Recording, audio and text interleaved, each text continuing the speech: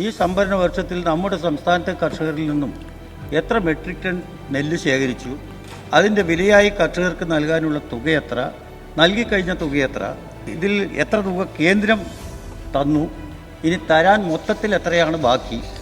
ഒറ്റ കാര്യം കൂടി ഇതിലൊരു ചോദ്യം ആഡ് ചെയ്യുന്നത്, PRS ഹാജരാക്കുന്ന മുറയ്ക്ക് പണം നൽകാൻ നടപടി എന്തൊക്കെ സ്വീകരിച്ചു? ഈ പ്രശ്നം പരിഹരിക്കാൻ എന്തെങ്കിലും സർക്കാരിൻ്റെ കയ്യിൽ പരിപാടിയുണ്ടോ? 2024-25 സംഭരണ വർഷം 5.8 ലക്ഷം മെട്രിക് ടൺ നെല്ല് സംഭരിച്ചു സാർ. 2,07,144 കർഷകരിൽ നിന്നായിട്ടാണ് സംഭരിച്ചത്.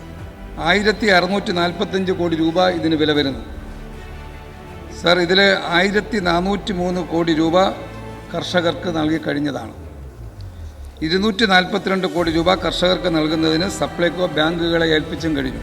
പൂർണ്ണമായും കർഷകർക്ക് അത് കൊടുത്തു തീർക്കാൻ കഴിയുന്ന തരത്തിലുള്ള സാഹചര്യം ഉണ്ടായിട്ടുണ്ട് സാർ. ഇക്കാര്യത്തിൽ കേന്ദ്ര സർക്കാരിൽ നിന്ന് 2024-25 വർഷത്തെ നെല്ല് സംഭരണവുമായി ബന്ധപ്പെട്ട് 1,645 കോടി രൂപയിൽ ഒരു പൈസയും ലഭിച്ചിട്ടില്ല സാർ. പഴയ കുടിശ്ശിക 2017-18 മുതൽ ഉള്ള കുടിശ്ശിക 1,206 കോടി രൂപയിൽ ലഭിക്കാറുണ്ട്.